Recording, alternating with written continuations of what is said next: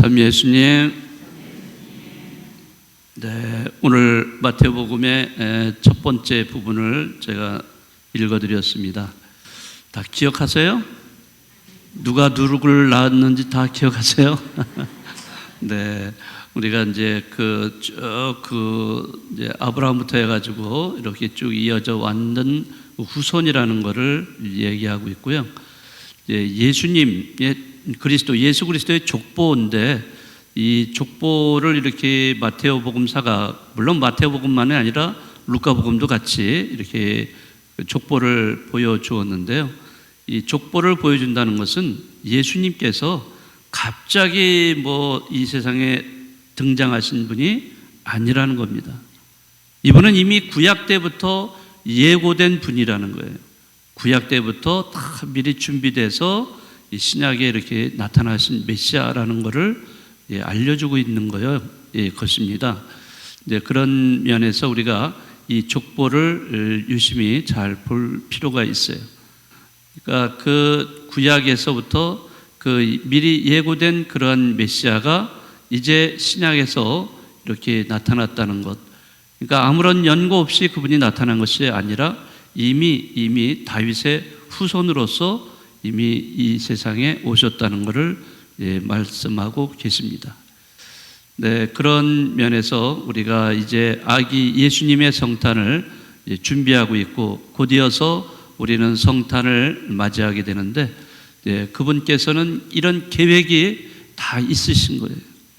그분의 계획, 그분의 섭리 이런 것들이 작용하면서 이 성탄이라는 이러한 사건이 이제 나타나게 된다는 것을 우리에게 알려주고 있습니다. 그런 면에서 본다면 우리도 사실 우리가 아무렇게나 이렇게 인생이 살아가는 것이 아니라 다 하느님의 계획에 따라서 우리가 살아간다고 볼 수 있습니다. 그렇지만은 예정설은 아니에요. 이미 우리는 딱 규정이 되어 있는 인생을 살아가는 건 아닙니다. 왜냐하면은 하느님 우리에게 자유를 주셨기 때문에 그 자유의지대로 우리가 살아가는 거지 로봇처럼 이미 딱 메모리가 되어 있는 그러한 입력된 상태에서 우리가 그냥 따라서 수동적인 존재로 살아가는 존재가 아니라 우리는 자유의지대로 살아가는 그런 인간입니다. 아무튼 이제 성탄이 얼마 남지 않았고 그래서 이제 점점 더 가까워오는 성탄을 준비하는 면에서 오늘 족보가 예수님의 족보를 이게 드러내고 있다는 것을 우리가 알 수 있습니다. 마음의 준비 성탄을 위해서 잘 해주시기 바라고요. 오늘 이 책을 하는 날 여러분들 많이 읽어오셨죠? 그동안 여러 가지 대림 특강이든지 다른 여러 가지 일 때문에 바빠가지고 책을 읽는 시간이 아마 별로 없으시지 않았을까 생각을 합니다. 막년에 이런 송년회 이런 거 다 하세요? 안 하세요? 뭐하고 지내세요? 그냥 똑같아요? 매일 성당 오시고 집에 가서 하던 일 또 하시고 연말이라는 거 별로 느끼지를 않으신가요? 네. 그래도 한 해를 마무리하는 때이니까 여러분 나름대로 만나셔야 될 분들도 있고 또 이렇게 회포도 풀어야 될 일도 있고 그러니까 아마 몸과 마음이 바쁘지 않을까 생각합니다. 그럼에도 불구하고 저는 여러분들에게 이 추천 도서를 계속적으로 여러분들에게 말씀을 드릴 겁니다. 오늘 해야 될 분량은 한 3챕터가 되는데요. 그 중에서 한 2가지 정도만 여러분들하고 이야기를 나누고 싶습니다. 자, 먼저 피에르 신부님은 그 남미의 주교님과 아주 친하게 지낸 주교님이 계신데 그 주교님을 소개를 하고 있습니다.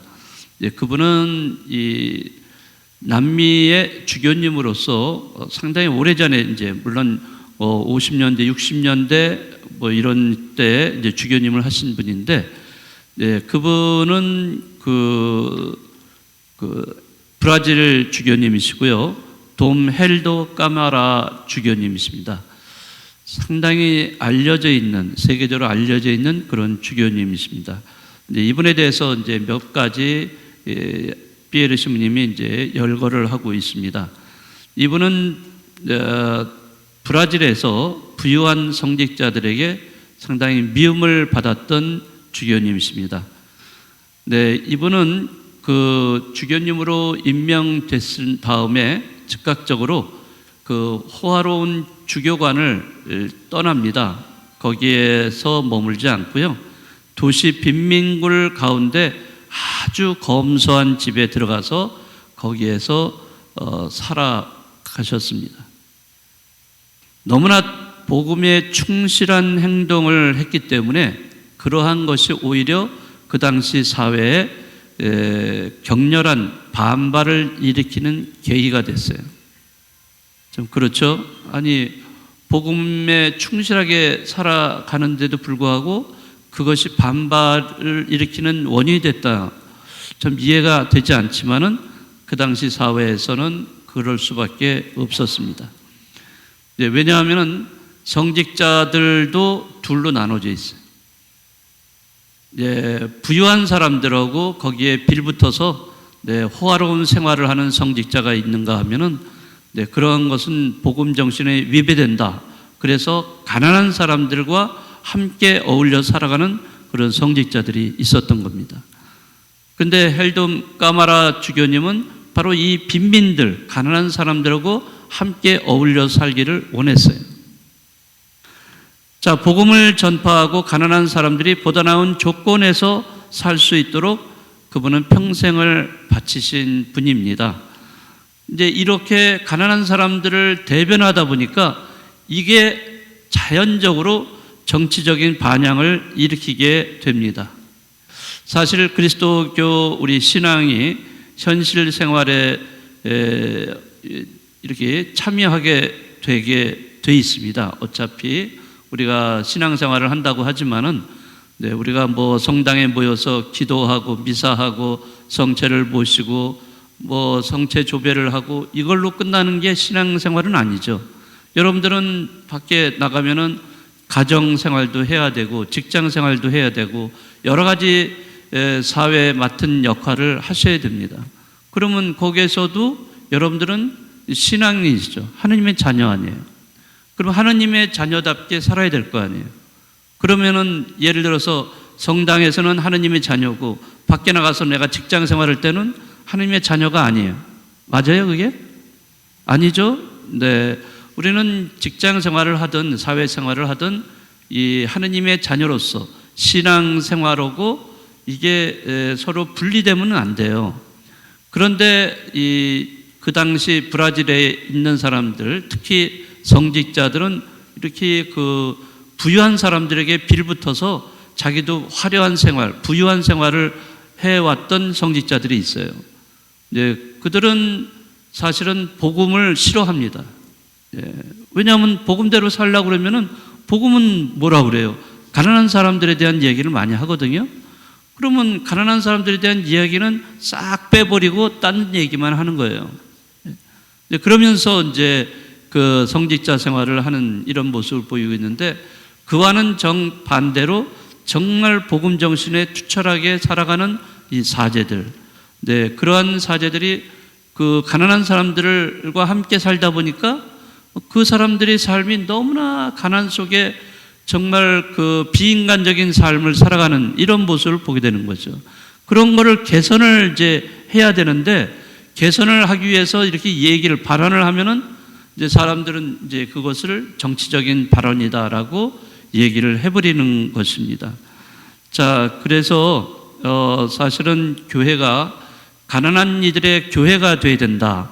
가난한 이들과 함께하는 교회, 이런 얘기를 많이 하고 있어요. 가난한 이들을 가장 우선적으로 대해야 하는, 우선적으로 해야 하는 그런 교회. 자, 이거는 우리가 뭐 교회 문헌, 교황님의 말씀 이런 것들을 보면 다 그런 말씀이 나와요. 그리고 복음에도 또 그렇게 다 나와 있습니다. 자, 그럼에도 불구하고 현실은 그렇지가 않아요. 가난한 사람들에 대해서 정말 교회가 어떻게 태도를 취하고 있는가? 1960년대, 70년대 브라질의 상황이지만은 지금 현재 우리 한국 교회도 사실은 엄격하게 따지면은 우리 교황님이 2013년에 우리 한국을 다녀가셨을 때 뭐라고 했냐면요. 웰빙 교회라는 직접 그 단어를 사용하지는 않으시겠지만은 이런 웰빙 교회라는 말을 그런 의미를 사용하셨어요. 한국 교회가 너무 잘 살고 있다 이거죠. 네. 그러면 우리가 교회가 좀 더 잘 살다 하는 얘기는 무슨 얘기냐면 가난한 사람들과는 거리를 두고서 살고 있다는 그런 의미나 마찬가지예요. 이제 그런 면에서 피에르 신부님도 그런 말씀을 하시죠.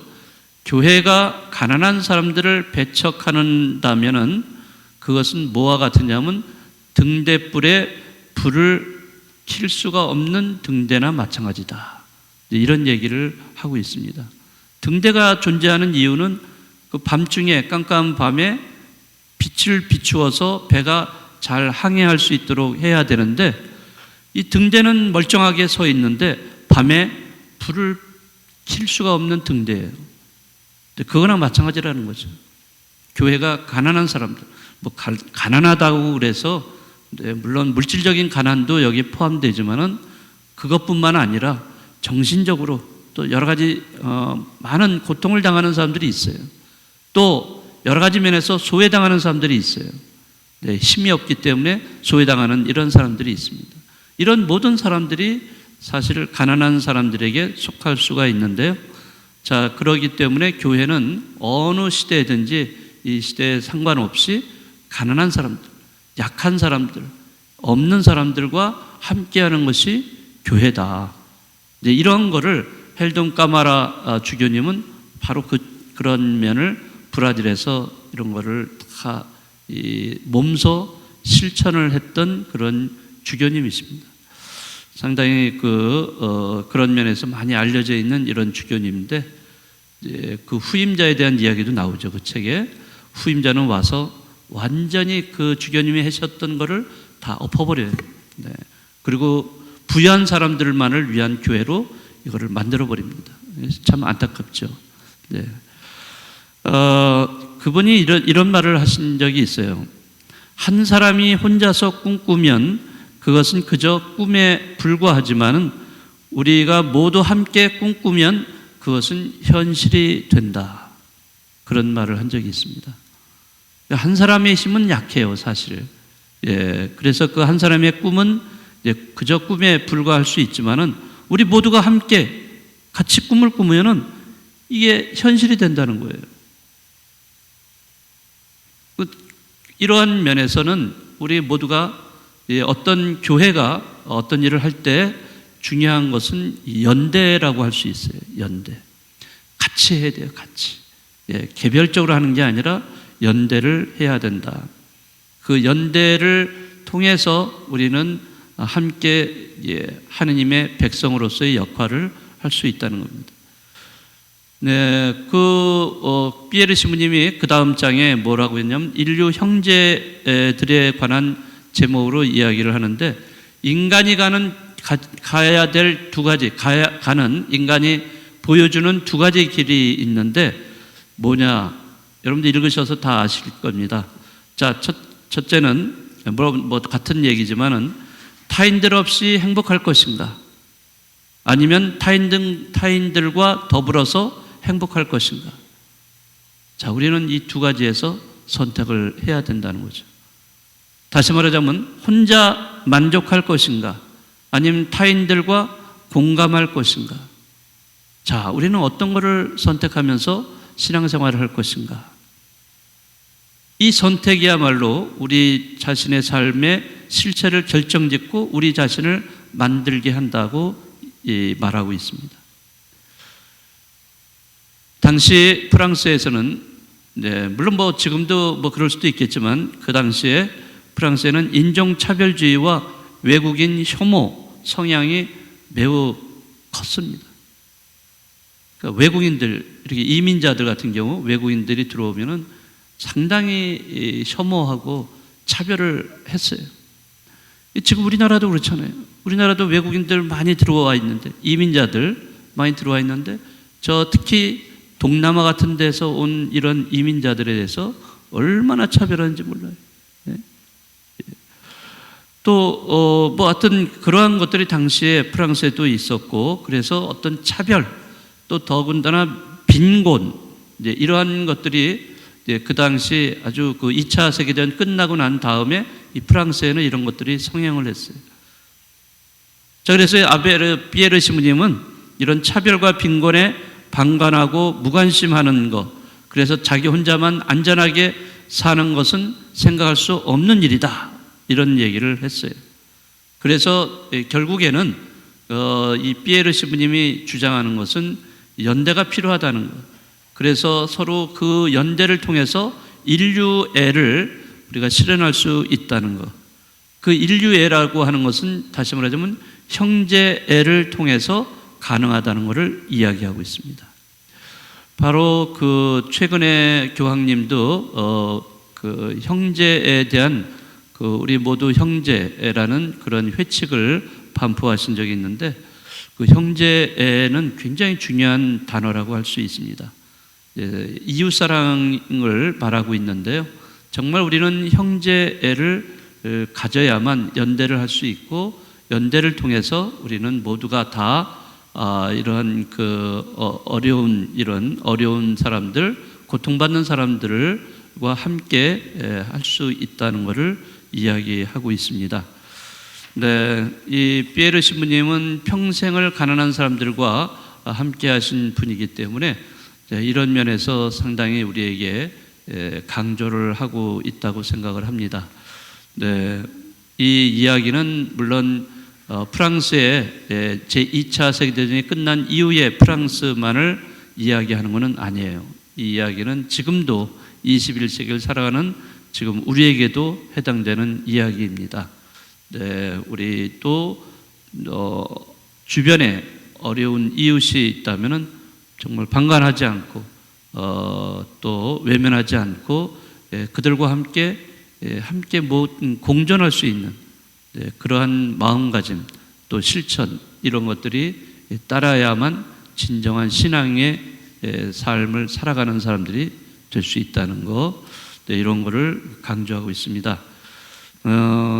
네, 단순한 기쁨이 어떻게 해서 단순한 기쁨인가, 이런 것을 알려주는 책이기 때문에요. 여러분들 또 나머지 이제 한 번 남았어요. 다음 주에 토요일 날, 다음 주 토요일인가요? 네, 아닌가요? 그렇죠, 열심히 미사 있죠. 네, 24일이죠. 24일 날 토요일인데, 네, 아침 10시 미사가 있으니까요. 10시 미사 때 마무리하면서 책거리를 이제 할 거예요. 그래서 지난번처럼 제가 퀴즈를 내고, 퀴즈를 맞히신 분에게는 소정의 선물을 드리도록 하겠습니다. 기대하시기 바랍니다. 네.